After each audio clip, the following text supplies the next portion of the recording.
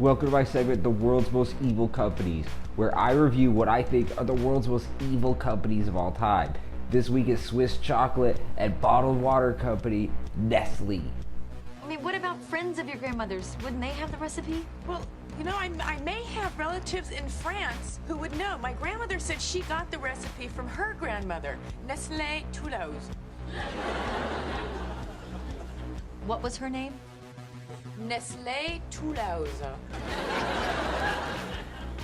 Nestle Toll House?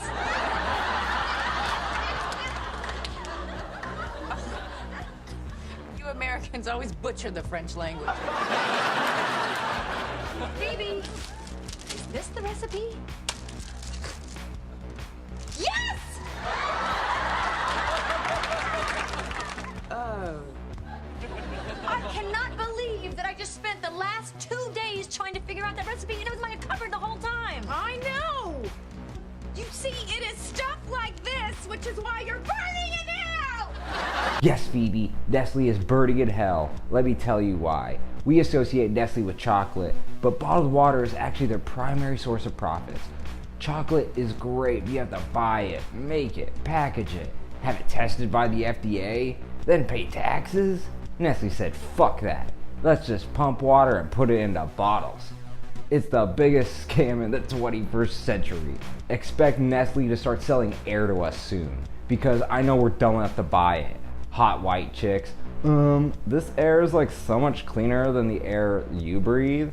Nestle is one of the largest profiteers from bottled water. They basically come into rural towns and do water mining. It kind of reminds me of Texas and the oil rush in the 1930s. Citizens of Freiburg, Maine, population 3,083, are waging a war on the biggest bottled water company in the world, Nestle. A Swiss corporation with more than $3.5 billion in bottled water sales in 2008.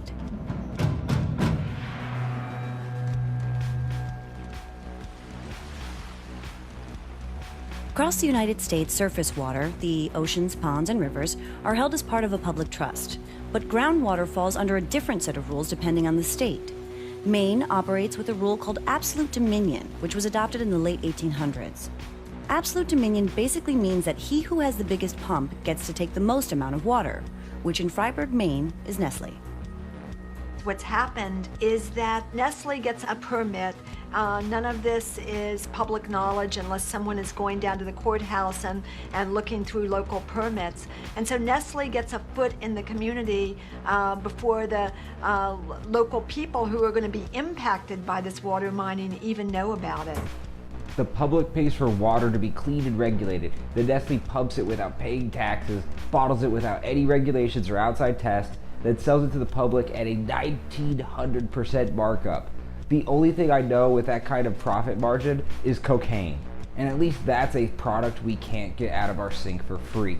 Nestle right now is pulling all of this water out for free and selling it at a huge profit. What a great idea.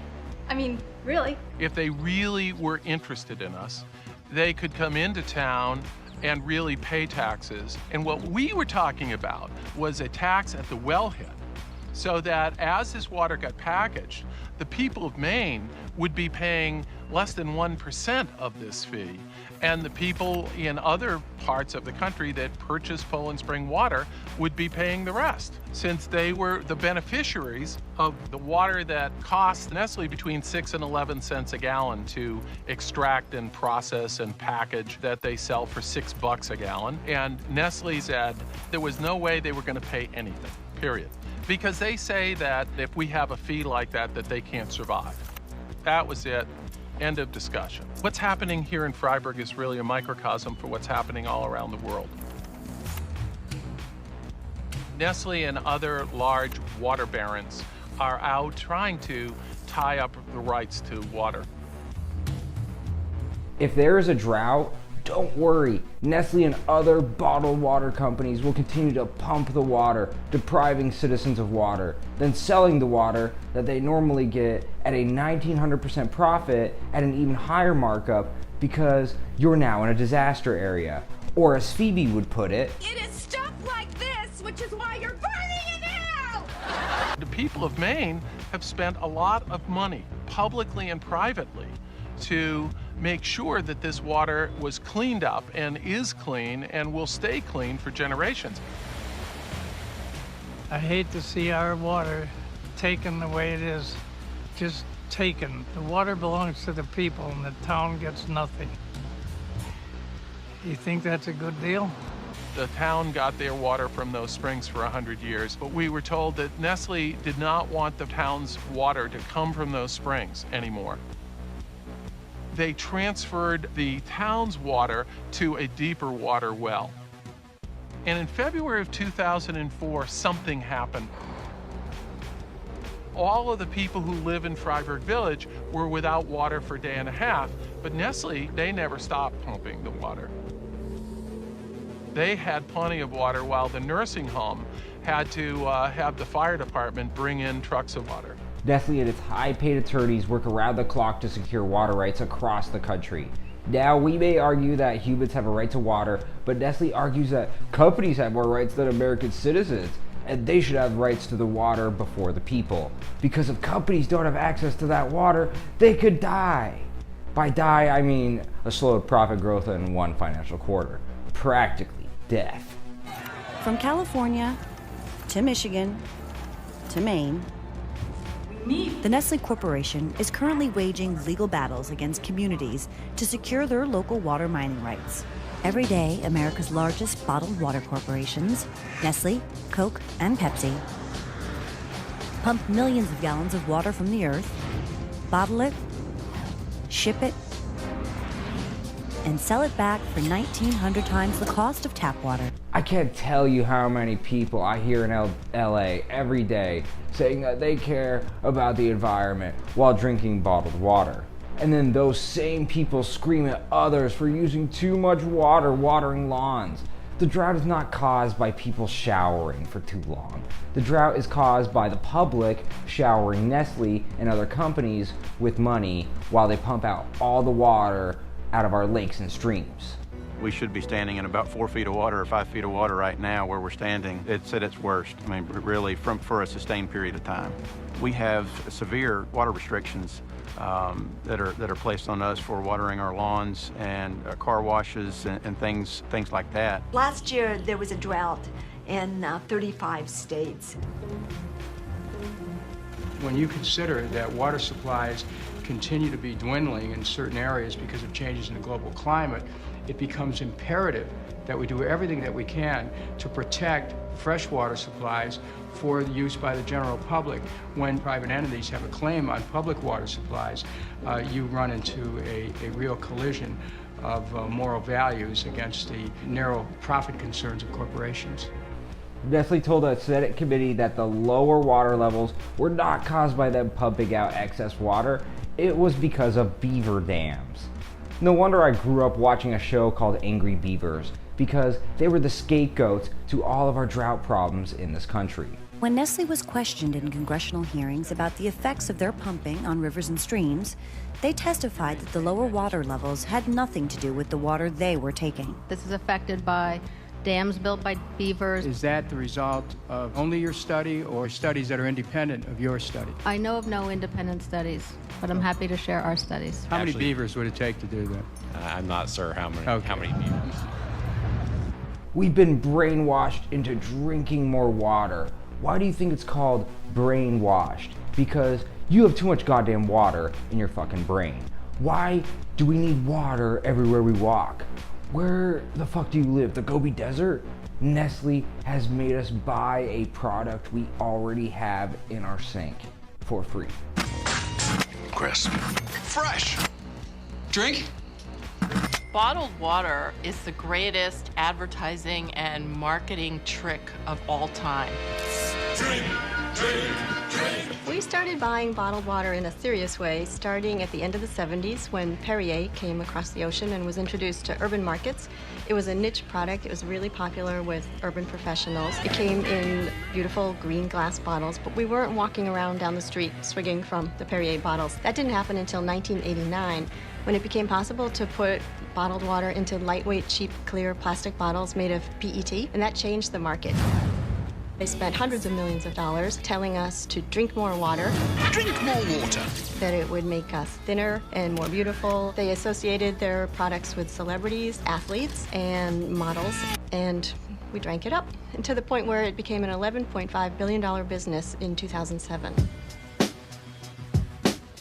We've become like big toddlers. We've got the nipple to our lips constantly. We constantly need to know that there's something there just for us that we can just throw away. In many cases, bottled water is simply municipal tap water. Basically, these companies are taking our water and selling it back to us for a profit, and we think that we're getting something great in return. That doesn't really seem like you're getting your money's worth if you're simply paying a very high premium to get what you could be getting out of your tap.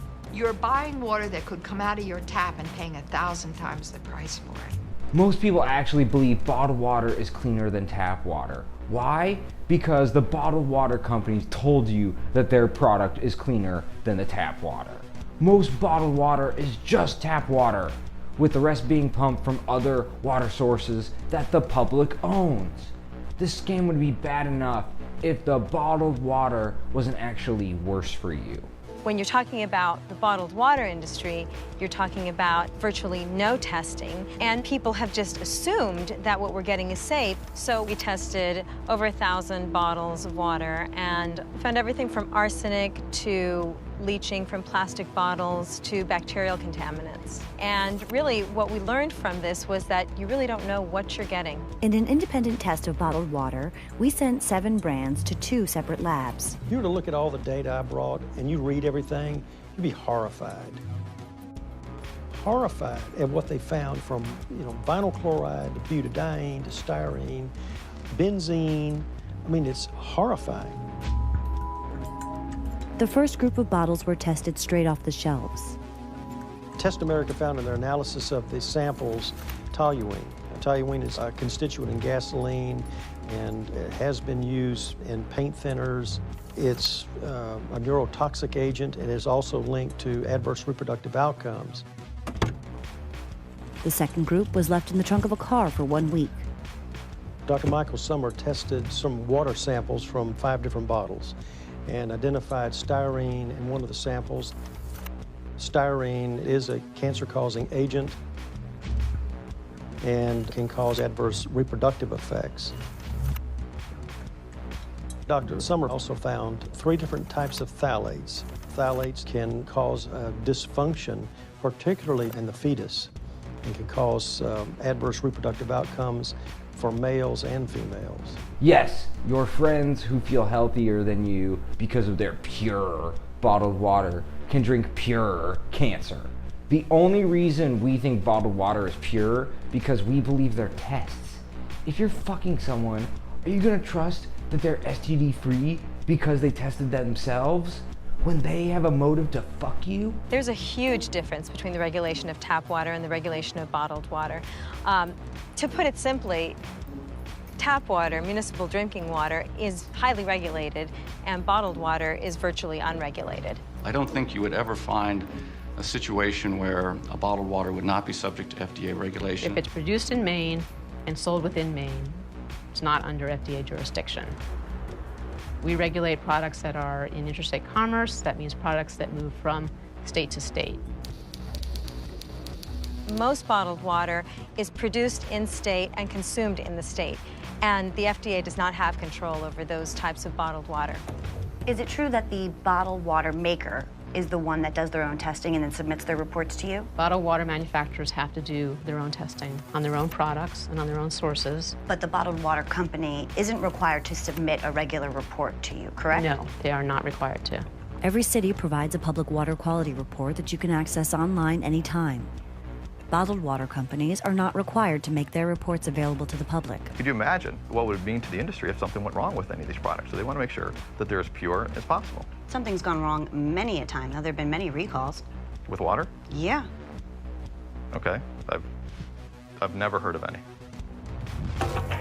The U.S. Food and Drug Administration has recalled bottled water that may be contaminated with microorganisms that may cause vomiting. Levels are reached above World Health Organization. The popular brand off the shelf. 72 million bottles. 33,000 cases. When we find out that there's something in our tap water that shouldn't be there, it's because it's constantly being tested. Yes, tap water is regulated and independently tested to be far more clean and pure than bottled water, and it's practically free. Yet somehow they scammed you to buy the same tap water that is untested and unregulated, and it comes in a package that is a slow death trap, especially for those who live around the plastic factories. I think most of the public does not know that their plastic materials are being made in you know, these refineries and petrochemical plants. Beverage containers contain a recycling code on the bottom of the bottle. Bottled water is packaged in PET or PETE, polyethylene terephthalate. Primary ingredient in PET is paraxylene, a clear liquid derived from refining crude oil. 80% of PET manufactured in the U.S. ends up in Nestle, Coke, or Pepsi beverage containers. Yes, that's for plastic starts. What they make is paraxylene, which is a vital compound in making plastics. What a lot of people don't know is that it's in the benzene family, and benzene causes cancer. So as they're raking in the bucks, the people here are sick and dying. There's reasons why people that live around these refineries, breathe this air and drink this water, have higher rates of cancer, birth defects, and other illnesses. Overall birth defects in Corpus Christi are 84% higher than the state average. One of the concerns I have with the PET plastic bottles is that you wind up contaminating a lot of groundwater. Most of the petrochemical plants have major chemical leaks in the ground. So part of the toxic cycle of dealing with PET is that there's so many problems that it contributes to. The groundwater is contaminated, the air is contaminated, the soil is contaminated. But because people don't drop dead on the spot, you don't have to think about it, so you can get away with it. I think it's the perfect crime. When people buy bottled water that's made with PET, they are contributing to these sacrifice zones and to the toxic exposures that people here are suffering with. As long as bottled water is being presented as safe, we will all be affected ultimately and eventually. We don't know what the long-term consequences are to this type of exposure. So people think when they're drinking bottled water that they're getting a healthy product. They're not conditioned to think, well, maybe there's something in the plastic. And then we trust government, we trust industry. When they say that everything's okay, we say, okay, sounds good to us. Every bottle of water you buy supports a company that can fund another factory in another town, just like Corpus Christi, where the water, soil, and air is contaminated. Bottled water is destroying us, animals, and the earth we live in. Phoebe, take it away. It is stuff like this, which is why you're burning in hell! But that's only half of the evil that Nestle participates in. Nestle's origins as a chocolate company are darker than Willy Wonka. I hate chocolate just because I hate the taste. But now I have humanitarian reasons to hate chocolate. Our first stop is Mali. Children are said to be smuggled from Mali to the cocoa plantations on the Ivory Coast. This is trafficking. The largest chocolate manufacturers signed an agreement in 2001. It's called the Haken-Engel Protocol. It states that child labor and the trafficking of children are prohibited in the cocoa industry after 2008. Agreement to stop child trafficking and child labor within the chocolate manufacturers was signed in 2008. The same year Obama got elected and we said racism was over. Nestle was saying, fine, we'll stop the child labor in Africa. And then they said, yeah, we're not doing that shit. Since 2003, Idrissa Kante has tried to stop trafficking of children. He has statistics of the children he has rescued from trafficking. En 2006 là, ne dimiseni keme ani bisabani fla de identifier chemani bikonono ani wolonfla musomani bisaba ani luru. 2007 là 140 bikonono chemani bikonono ni konono musomani binani ani kele. In 2008 and 2009, he rescued over 150 children. His list includes children aged 7, children from Mali, Burkina Faso, and Niger.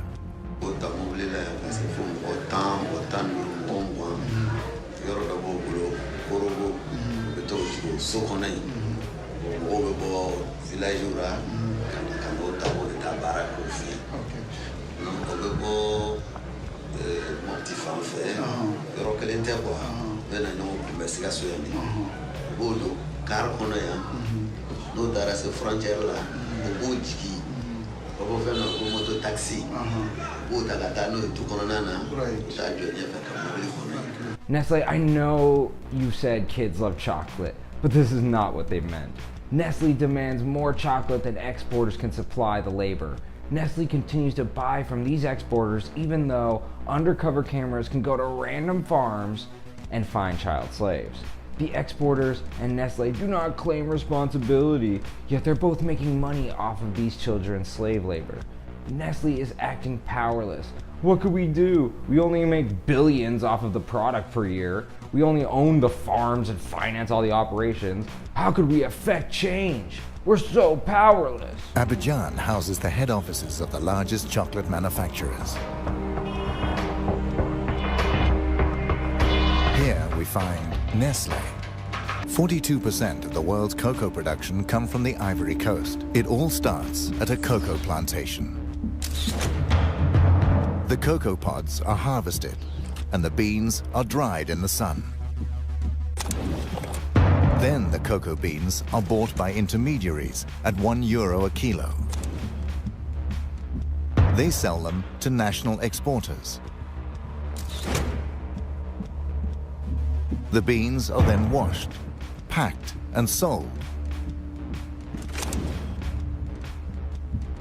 Now the price is €2.50 a kilo. From the stock exchange, the cocoa is sold on to the chocolate companies. The companies turn them into cocoa powder or cocoa butter. The chocolate manufacturers make chocolate. A kilo of cocoa at €1 for the farmer becomes 40 chocolate bars. We are meeting the third largest cocoa exporter, Saf Cacao. They export to the US and Europe. They make a profit of more than €135 million a year.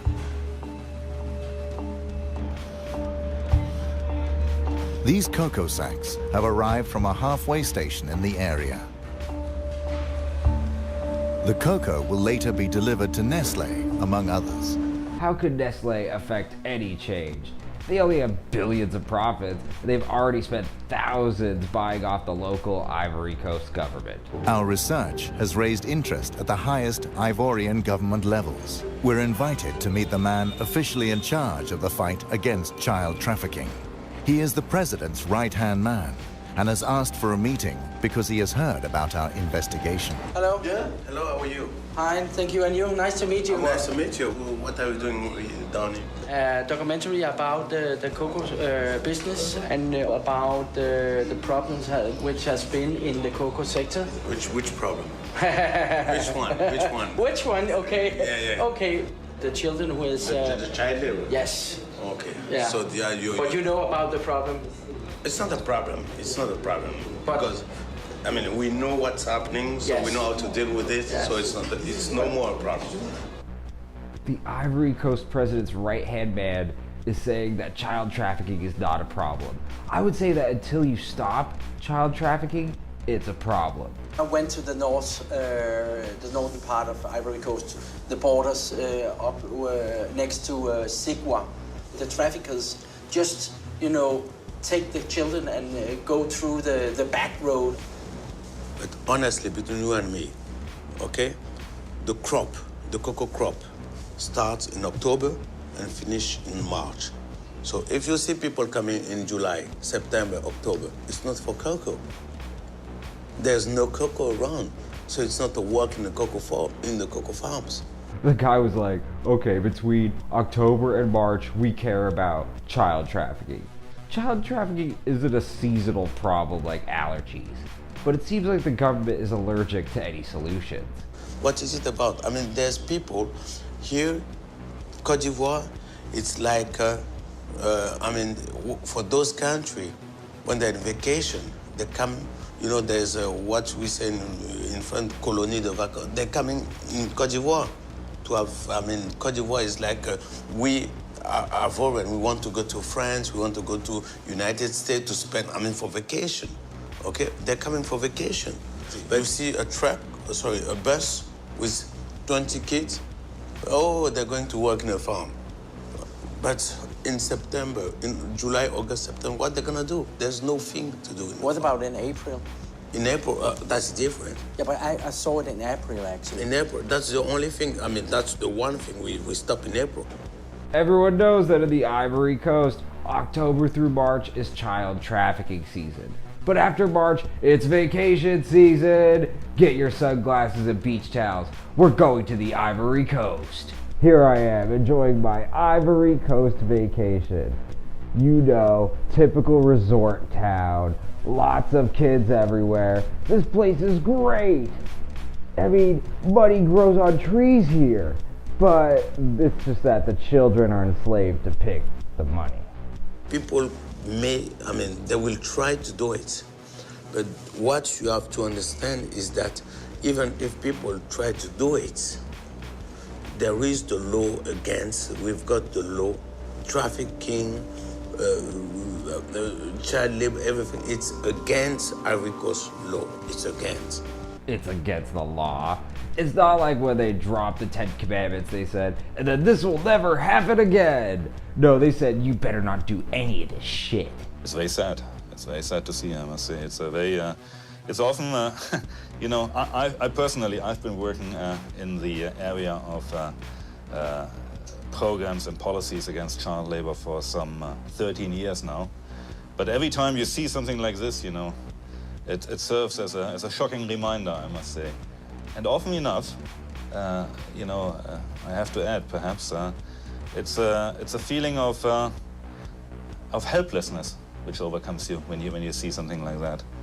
It's a very dangerous work kids do in these plantations. It's not only the machetes, but they often carry heavy loads. We see that they're often exposed to pesticides. But when you work with pesticides, the effects will only come out in 20 or 30 years. Does the protocol work, in your opinion? I think we have seen some progress in the area. The topic has been kept in the international debate. Governments have been sensitized, and some knowledge has been put on the table. But in terms of real change, we have seen relatively little so far. If you ask me now, well, how many kids do actually work in cocoa plantations in Côte d'Ivoire and Ghana, I wouldn't be able to give you an exact figure. Even a high-ranking member of the International Labor Organization feels helpless when it comes to child labor. You know who feels even more helpless? The child slaves. According to the industry, they spent €6 million a year on aid programs in the last 9 years. By comparison, Nestle had a turnover of more than €12 billion last year. We asked these companies for an interview. They all decline to see and comment on our film. They only issue a statement through their joint spokesperson. One passage states, "The vast majority of cocoa farms are not owned by the companies that make chocolate or supply cocoa, and we therefore don't have direct control over cocoa farming and labor practices. We will make an extra effort to make Nestle, the largest food company, see our film. They have a world market share of 12% and have been present in the Ivory Coast for more than 50 years. Nestle spent $6 billion on aid programs while making $12 billion a year. Nestle, donate $12 billion, so at least you're spending 0.0001% of what you make on aid programs for the child slaves you profit off of.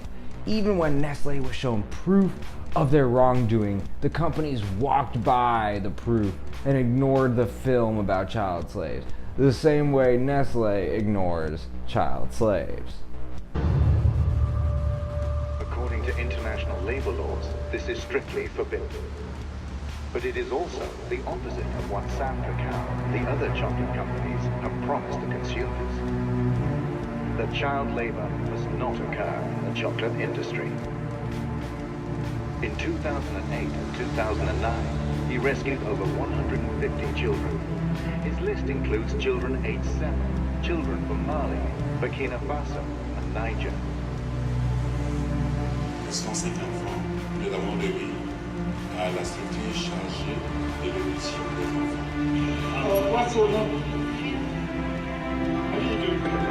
Yes, not only does Nestle take all of our water and sell it to us contaminated, they also participate and profit off of child slave labor in Africa.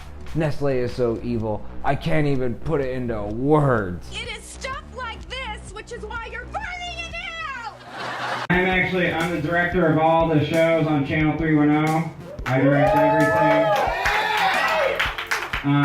When we got together, we looked at everybody and we realized that I'm the ugly one. And so we were like, Eric, your value is behind the camera. Like, behind that shit, because you're the ugly one. And that's why Darren does behind the scenes, because he's...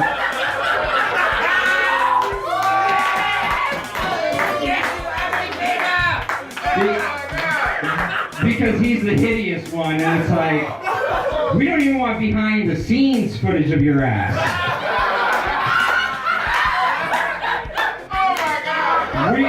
We want to make sure to minimize. We want to make sure to minimize your fucking Ninja Turtle that went through a shredder face ass as much as possible.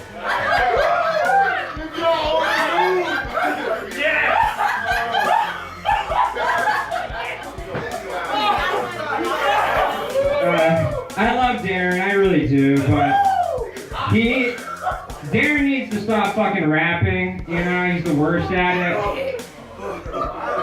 Darren looks and sounds like he's one of the fucking lost members of the Migos, you know? That's why he's always having an offset, you know?